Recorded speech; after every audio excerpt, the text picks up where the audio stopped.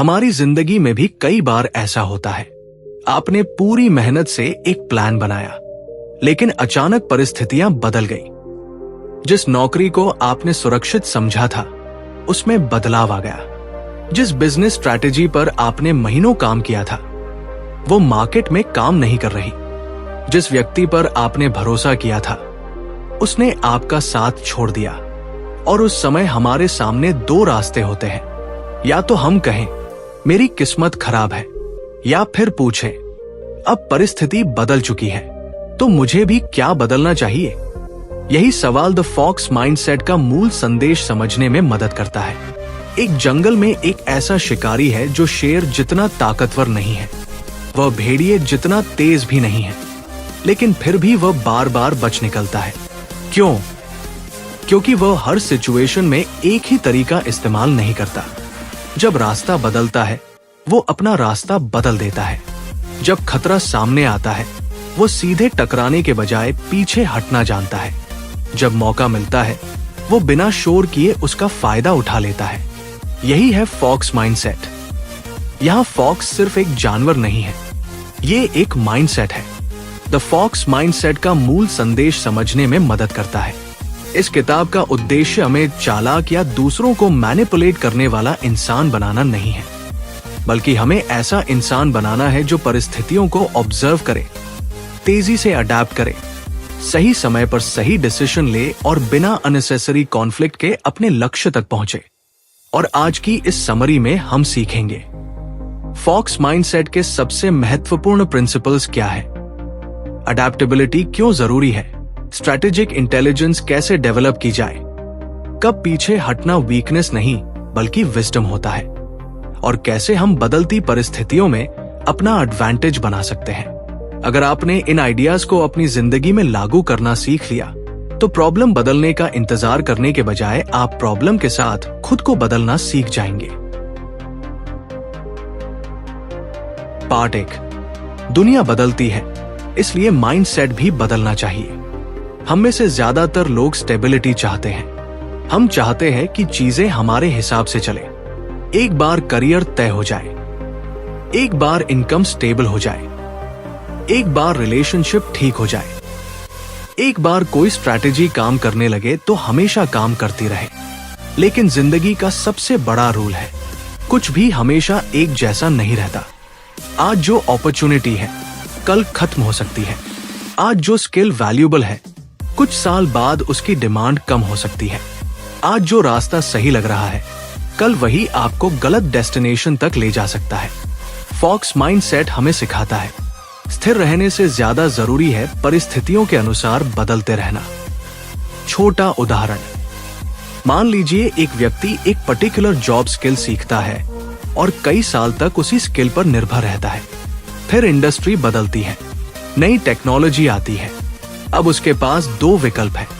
वह कह सकता है मैंने तो यही सीखा है, अब मार्केट को बदलना चाहिए, या वो कह सकता है मार्केट बदल चुका है, इसलिए मुझे भी कुछ नया सीखना होगा। दूसरा व्यक्ति फॉक्स माइंडसेट अपनाता है। अडैप्टेबिलिटी का मतलब अपनी आइडेंटिटी खो देना नहीं है। इसका मतलब है अपना गोल वही रखते हुए गोल तक पहुंचने का तरीका बदल देना।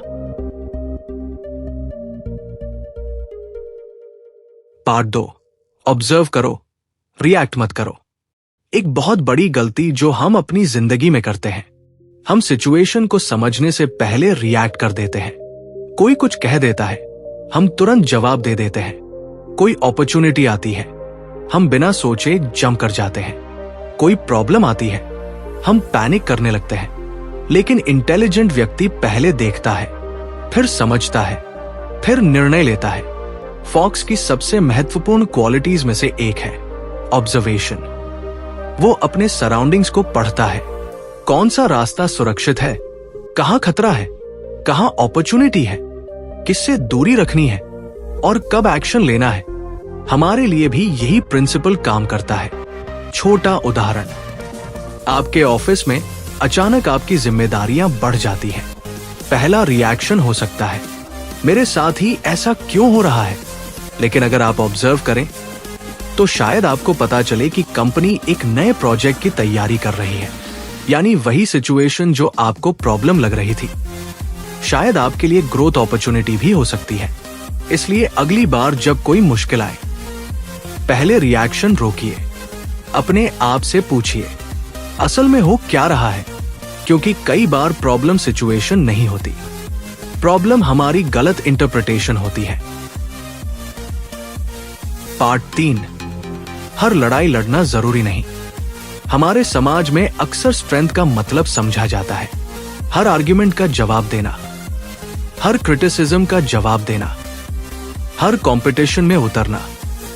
लेकिन फॉक्स माइंडसेट एक अलग बात सिखाता है, हर बैटल जीतना जरूरी नहीं है, कुछ बैटल्स अवॉइड करना ही इंटेलिजेंस है। आपके पास लिमिटेड एनर्जी है, लिमिटेड टाइम है, लिमिटेड अटेंशन है। अगर आप हर छोटी बात पर अपनी एनर्जी खर्च कर देंगे तो बड़ी चीजों के लिए क्या बचेगा। छोटा उदाहरण, कोई व्यक्ति आपके काम की आलोचना करता है। आपके पास 2 विकल्प है। पहला, पूरे दिन उसी बात को लेकर आर्ग्यू करना।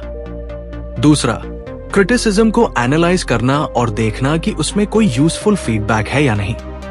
अगर क्रिटिसिज्म बेकार है, इग्नोर करें। अगर यूजफुल है, सीखें। लेकिन अननेसेसरी आर्ग्यूमेंट में एनर्जी वेस्ट न करें। याद रखिए, साइलेंस हमेशा वीकनेस नहीं होता। कई बार साइलेंस का मतलब होता है मैं जानता हूं कि मेरी एनर्जी कहां खर्च करनी है। Part 4, strategic intelligence. सिर्फ मेहनत नहीं, सही दिशा। बहुत से लोग मेहनत करते हैं, लेकिन मेहनत और स्ट्रेटेजिक एफर्ट में अंतर होता है। आप एक दीवार को 10 घंटे धक्का दे सकते हैं, लेकिन अगर दरवाजा आपके पीछे है तो आपकी मेहनत आपको कहीं नहीं ले जाएगी। फॉक्स माइंडसेट कहता है, काम करने से पहले सोचो कि कौन सा काम करना चाहिए। स्ट्रेटेजिक इंटेलिजेंस का मतलब है सिचुएशन को समझना, रिसोर्सेज को पहचानना, रिस्क्स को देखना, अपॉर्चुनिटीज को पहचानना और फिर सबसे इफेक्टिव एक्शन चुनना। छोटा उदाहरण, मान लीजिए आपको एग्जाम में अच्छे मार्क्स चाहिए। आप 12 घंटे पढ़ सकते हैं, लेकिन अगर आप सिर्फ वही चैप्टर्स पढ़ रहे हैं जो पहले से आते हैं तो आपकी मेहनत इनएफिशिएंट है। एक स्ट्रेटेजिक स्टूडेंट पहले देखेगा कौन से टॉपिक्स ज्यादा इंपॉर्टेंट है, कहां वीकनेस है, कितना समय बाकी है, किस सब्जेक्ट में ज्यादा मार्क्स इंप्रूव हो सकते हैं, फिर उसी हिसाब से स्टडी प्लान बनाएगा। यानी स्मार्ट वर्क का मतलब कम मेहनत करना नहीं है। स्मार्ट वर्क का मतलब है मेहनत को सही जगह लगाना। पार्ट 5, प्लान से प्यार मत करो। हम अक्सर अपने प्लान से इमोशनली अटैच हो जाते हैं। एक प्लान बना लिया तो हमें लगता है कि उसे हर हालत में पूरा करना ही है, लेकिन इंटेलिजेंट व्यक्ति प्लान से नहीं, पर्पस से अटैच रहता है। अगर प्लान ए काम नहीं कर रहा तो प्लान बी बनाइए। प्लान बी भी फेल हो जाए तो प्लान सी। गोल वही रह सकता है, लेकिन रास्ता बदल सकता है। छोटा उदाहरण, एक व्यक्ति बिजनेस शुरू करता है। उसका पहला प्रोडक्ट मार्केट में नहीं चलता। वो सोच सकता है मैं फेल हो गया, लेकिन दूसरा व्यक्ति पूछता है प्रोडक्ट क्यों नहीं चला, कस्टमर क्या चाहता है, प्राइस गलत थी, प्रोडक्ट की क्वालिटी, मार्केटिंग, डिमांड। फिर वह स्ट्रैटेजी बदलता है। यही अडेप्टेबिलिटी है। फेलियर को आइडेंटिटी मत बनाइए, फेलियर को इंफॉर्मेशन बनाइए। हर सफल प्रयास आपको कुछ बता रहा है। सवाल यह है, क्या आप सुन रहे हैं? पार्ट 6, टाइमिंग भी इंटेलिजेंस है। सही डिसीजन लेना महत्वपूर्ण है, लेकिन सही डिसीजन को सही समय पर लेना उससे भी ज्यादा महत्वपूर्ण हो सकता है। कई लोग जल्दी एक्शन लेकर गलती करते हैं। कुछ लोग इतना वेट करते हैं कि अपॉर्चुनिटी निकल जाती है। फॉक्स माइंडसेट में टाइमिंग महत्वपूर्ण है। कब आगे बढ़ना है, कब रुकना है, कब इंतजार करना है और कब तुरंत एक्शन लेना है। छोटा उदाहरण, मान लीजिए आपको किसी बिजनेस अपॉर्चुनिटी के बारे में पता चलता है। अगर आप बिना रिसर्च के तुरंत पैसा लगा देते हैं तो जल्दबाजी नुकसान कर सकती है, लेकिन अगर आपने पूरी रिसर्च के बाद भी महीनों तक डिसीजन टाल दिया तो अपॉर्चुनिटी किसी और के हाथ जा सकती है। इसलिए इंटेलिजेंट डिसीजन मेकिंग का सवाल सिर्फ ये नहीं है क्या करना है, बल्कि ये भी है कब करना है। पार्ट 7, अपनी ताकत जानो लेकिन कमजोरी से भागो मत। फॉक्स माइंडसेट का मतलब सिर्फ अपनी स्ट्रेंथ्स का इस्तेमाल करना नहीं है, अपनी वीकनेसेस को पहचानना भी उतना ही जरूरी है, क्योंकि जिसे अपनी कमजोरी का पता नहीं होता वो गलत सिचुएशन में बार बार वही गलती दोहराता है। छोटा उदाहरण, अगर कोई व्यक्ति जानता है कि वो प्रेशर में जल्दी डिसीजन लेता है तो इंपॉर्टेंट डिसीजन लेते समय वो खुद को एक्स्ट्रा टाइम दे सकता है। अगर उसे पता है कि वो लोगों की बातों से जल्दी प्रभावित होता है तो वो बड़े फैसलों से पहले फैक्ट्स लिख सकता है। सेल्फ अवेयरनेस स्ट्रेटेजिक एडवांटेज बन सकती है। अपने आप से पूछिए, मेरी सबसे बड़ी स्ट्रेंथ क्या है, और फिर मेरी कौन सी वीकनेस मुझे बार बार पीछे खींचती है, क्योंकि सेल्फ अवेयरनेस के बिना अडेप्टेबिलिटी अधूरी है। पार्ट 8, इंफॉर्मेशन ही एडवांटेज है। आज के समय में इंफॉर्मेशन हर जगह है, लेकिन इंफॉर्मेशन और यूजफुल इंफॉर्मेशन में फर्क है। आपको हर चीज जानने की जरूरत नहीं है। आपको यह जानना है कि आपके गोल के लिए कौन सी इंफॉर्मेशन महत्वपूर्ण है। फॉक्स माइंडसेट हमें सिलेक्टिव अवेयरनेस की तरफ ले जाता है। हर आवाज सुनना जरूरी नहीं, हर ओपिनियन फॉलो करना जरूरी नहीं, हर ट्रेंड के पीछे भागना जरूरी नहीं। छोटा उदाहरण, अगर आप करियर बदलने की सोच रहे हैं तो आपको हर इंडस्ट्री की न्यूज जानने की जरूरत नहीं। आपको उस पर्टिकुलर फील्ड की demand, required skills, salary range, competition और फ्यूचर अपॉर्चुनिटीज समझनी है। यानी इंफॉर्मेशन कलेक्ट मत करो, रेलेवेंट इंफॉर्मेशन कलेक्ट करो और फिर उसे डिसीजन में कन्वर्ट करो। पार्ट 9, लोगों को समझना भी स्ट्रेटेजिक इंटेलिजेंस है। हमारी जिंदगी सिर्फ सिचुएशन से नहीं बनती, लोग भी हमारी जिंदगी का बड़ा हिस्सा है। इसलिए इंटेलिजेंट व्यक्ति सिर्फ ये नहीं देखता कि कोई क्या कह रहा है, वह यह भी समझने की कोशिश करता है वह ऐसा क्यों कह रहा है, उसका उद्देश्य क्या है, उसकी प्रायोरिटी क्या है, वो किस चीज से डरता है, उसे क्या चाहिए। ये मैनिपुलेशन नहीं है, ये अंडरस्टैंडिंग है। छोटा उदाहरण, अगर कोई कॉलीग आपकी किसी आइडिया को बार बार रिजेक्ट कर रहा है तो तुरंत ये मान लेना कि वो आपका दुश्मन है गलत हो सकता है। शायद उसे प्रोजेक्ट की डेडलाइन की चिंता हो, शायद उसे रिस्क ज्यादा दिखाई दे रहा हो। अगर आप उसकी कंसर्न समझ लेते हैं तो आप अपने आइडिया को बेहतर तरीके से प्रेजेंट कर सकते हैं। यानी लोगों को हराना नहीं, लोगों को समझना सीखिए। पार्ट 10, रिस्क को खत्म नहीं किया जा सकता, मैनेज किया जा सकता है। हम अक्सर सोचते हैं जब रिस्क खत्म हो जाएगा तब मैं एक्शन लूंगा, लेकिन ऐसा समय शायद कभी नहीं आएगा। हर डिसीजन में अनसर्टेनिटी होती है। फॉक्स माइंडसेट रिस्क से डरने के बजाय रिस्क को समझने की बात करता है। पूछिए, अगर ये डिसीजन फेल हुआ तो नुकसान कितना होगा, अगर सफल हुआ तो फायदा कितना होगा, क्या मेरे पास बैकअप है, क्या मैं छोटा एक्सपेरिमेंट कर सकता हूं। छोटा उदाहरण, अगर आप नया बिजनेस शुरू करना चाहते हैं तो तुरंत अपनी पूरी सेविंग्स इन्वेस्ट करने के बजाय पहले छोटा वर्जन टेस्ट कर सकते हैं, कस्टमर रिस्पॉन्स देख सकते हैं, फिर धीरे धीरे स्केल कर सकते हैं। इस अप्रोच में रिस्क गायब नहीं होता, लेकिन रिस्क मैनेजेबल हो जाता है। पार्ट 11, अडेप्टेबिलिटी का मतलब हर चीज के साथ बदल जाना नहीं। यह बहुत महत्वपूर्ण डिस्टिंक्शन है। अगर आप हर व्यक्ति की ओपिनियन के हिसाब से बदलते रहेंगे तो आपकी अपनी आइडेंटिटी ही खत्म हो जाएगी।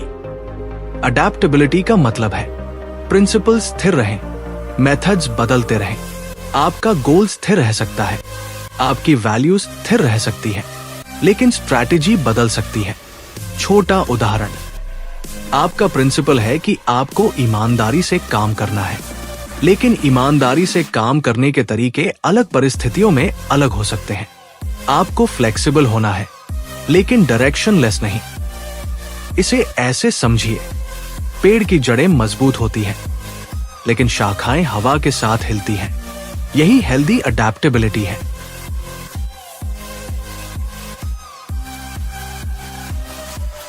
Part 12, emotional control. सबसे पहले खुद पर कंट्रोल। किसी भी डिफिकल्ट सिचुएशन में सबसे बड़ा एनिमी कई बार बाहर नहीं, हमारे अंदर होता है। गुस्सा, डर, ईगो, जल्दबाजी, फ्रस्ट्रेशन। ये इमोशंस हमारे डिसीजंस को कंट्रोल करने लगते हैं। फॉक्स माइंडसेट में स्ट्रैटेजिक थिंकिंग तभी संभव है जब आप अपनी इमोशनल रिएक्शन को ऑब्जर्व कर सकें। छोटा उदाहरण, आपको किसी इंटरव्यू में रिजेक्शन मिलता है। इमोशन कहता है मैं किसी काम का नहीं हूं, लेकिन स्ट्रैटेजिक माइंड पूछता है मुझे रिजेक्ट क्यों किया गया? क्या स्किल मिसिंग थी? क्या प्रिपरेशन कम थी? क्या कम्युनिकेशन बेहतर हो सकता था? इस तरह इमोशन को इंफॉर्मेशन में बदला जा सकता है। याद रखिए, इमोशन को खत्म करना इंटेलिजेंस नहीं है। इमोशन के बावजूद सही डिसीजन लेना इंटेलिजेंस है। पार्ट 13, कभी कभी पीछे हटना आगे बढ़ने का रास्ता होता है।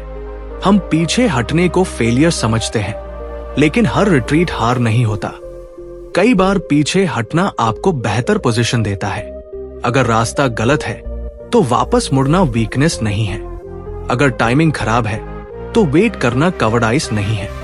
अगर सामने अननेसेसरी कॉन्फ्लिक्ट है तो उसे अवॉइड करना डरपोक होना नहीं है। छोटा उदाहरण, आप किसी प्रोजेक्ट में लगातार पैसा और समय लगा रहे हैं, लेकिन डेटा बता रहा है कि मार्केट में डिमांड ही नहीं है। सिर्फ इसलिए प्रोजेक्ट जारी रखना कि आपने पहले ही इतना इन्वेस्ट कर दिया है, समझदारी नहीं। कई बार सबसे इंटेलिजेंट डिसीजन होता है रुक जाना, क्योंकि जो व्यक्ति गलत रास्ते से वापस आने में शर्म करता है वो बहुत दूर तक गलत दिशा में जा सकता है। पार्ट 14, फेलियर के बाद सबसे जरूरी सवाल। फेलियर के बाद हमारे पास 2 चॉइसेस होती हैं। पहली, मेरे साथ ऐसा क्यों हुआ? दूसरी, इससे मैं क्या सीख सकता हूं? फॉक्स माइंडसेट फेलियर को फाइनल वर्डिक्ट की तरह नहीं देखता, वो उसे फीडबैक की तरह देखता है। हर फेलियर 3 सवाल पूछने का मौका देता है। क्या गलत हुआ? क्यों गलत हुआ? अगली बार मैं क्या बदलूंगा? छोटा उदाहरण, अगर आपने किसी कंपटीशन में अच्छा प्रदर्शन नहीं किया तो केवल डिसअपॉइंटेड होकर रुकने के बजाय परफॉर्मेंस एनालाइज करें। प्रिपरेशन कम थी, स्ट्रैटेजी गलत थी, टाइम मैनेजमेंट खराब था, या प्रेशर कंट्रोल नहीं हुआ। जब फेलियर को एनालाइज किया जाता है तो फेलियर टीचर बन जाता है। Part 15, long term thinking. आज की दुनिया इंस्टेंट रिजल्ट्स चाहती है, लेकिन स्ट्रैटेजिक इंटेलिजेंस लॉन्ग टर्म सोचने की क्षमता भी है। हर डिसीजन का इमीडिएट फायदा जरूरी नहीं। कभी कभी आपको आज छोटा नुकसान स्वीकार करना पड़ता है ताकि कल बड़ा फायदा मिल सके। छोटा उदाहरण, एक व्यक्ति तुरंत ज्यादा पैसा कमाने के लिए ऐसी नौकरी चुनता है जहां लर्निंग बिल्कुल नहीं है। दूसरा व्यक्ति शुरुआत में थोड़ी कम सैलरी स्वीकार करता है, लेकिन ऐसी जगह जाता है जहां उसे वैल्यूएबल स्किल्स सीखने को मिलती है। कुछ साल बाद दूसरा व्यक्ति ज्यादा अपॉर्चुनिटीज के लिए तैयार हो सकता है। यानी हर फायदा अच्छा नहीं होता और हर छोटा नुकसान बुरा नहीं होता। स्ट्रैटेजिक थिंकर फ्यूचर वैल्यू देखता है।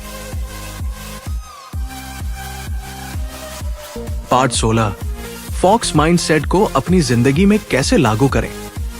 अब सवाल है, इन आइडियाज को पढ़ने और सुनने के बाद हम प्रैक्टिकली क्या करें? आप 4 सिंपल हैबिट शुरू कर सकते हैं। पहला, डेली ऑब्जर्वेशन। हर दिन कुछ मिनट खुद से पूछिए, आज मैंने क्या नोटिस किया? कहां अपॉर्चुनिटी थी? कहां अननेसेसरी कॉन्फ्लिक्ट था? कहां मैंने इमोशन में रिएक्ट किया? दूसरा, डिसीजन जर्नल। बड़े डिसीजंस लिखिए। मैं ये डिसीजन क्यों ले रहा हूं? पॉसिबल रिस्क क्या है? एक्सपेक्टेड बेनिफिट क्या है? बैकअप क्या है? कुछ समय बाद देखिए कि आपका डिसीजन कितना सही था। इससे आपकी स्ट्रेटेजिक थिंकिंग इंप्रूव होगी। तीसरा, प्लान बी हमेशा रखें।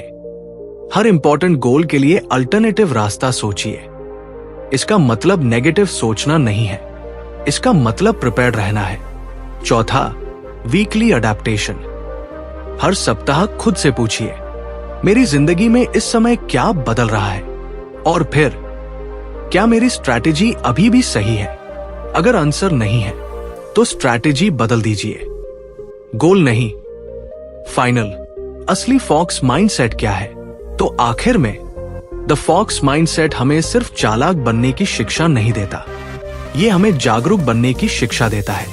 ऐसा व्यक्ति बनने की जो परिस्थिति को समझे, जो हर प्रॉब्लम पर पैनिक न करे, जो हर बैटल में न कूदे, जो अपनी वीकनेसेस को पहचाने, जो इंफॉर्मेशन का सही इस्तेमाल करे, जो रिस्क को मैनेज करे, जो फेलियर से सीख सके, और सबसे जरूरी, जो बदलती दुनिया में खुद को बदलने से डरे नहीं। क्योंकि जिंदगी में हमेशा सबसे ताकतवर व्यक्ति नहीं जीतता, और हमेशा सबसे तेज व्यक्ति भी नहीं जीतता। कई बार जीतता वह है जो सबसे पहले समझ जाता है कि खेल बदल चुका है, और फिर वह अपने तरीके बदल देता है। यही फॉक्स माइंडसेट है। जब रास्ता बदल जाए तो रास्ते के साथ खुद को बदलो। जब स्ट्रैटेजी फेल हो जाए तो स्ट्रैटेजी बदलो। जब परिस्थितियां कंट्रोल में न हो तो अपनी प्रतिक्रिया को कंट्रोल करो। और जब दुनिया आपको एक ही तरीके से आगे बढ़ने के लिए मजबूर करे तो याद रखिए, आपके पास हमेशा एक और रास्ता खोजने की क्षमता है। क्योंकि इंटेलिजेंट व्यक्ति हर परिस्थिति को अपने हिसाब से बदलने की कोशिश नहीं करता। वो पहले परिस्थिति को समझता है और फिर खुद को इतना अडेप्टेबल बनाता है कि बदलती परिस्थिति भी उसके लिए एक अपॉर्चुनिटी बन जाए। यही इस किताब का सबसे बड़ा लेसन है। स्ट्रॉन्ग बनना अच्छी बात है, लेकिन अडेप्टेबल बनना उससे भी ज्यादा जरूरी है। और शायद जिंदगी की सबसे बड़ी इंटेलिजेंस यही है, जानना कि कब लड़ना है, कब रुकना है, कब इंतजार करना है, और कब अपना रास्ता बदल देना है। तो दोस्तों, अगर द फॉक्स माइंडसेट ने आपको सिखाया कि बदलती परिस्थितियों में स्मार्ट तरीके से कैसे अडेप्ट करना है, तो अब बारी है अपने माइंड और फोकस को मजबूत बनाने की।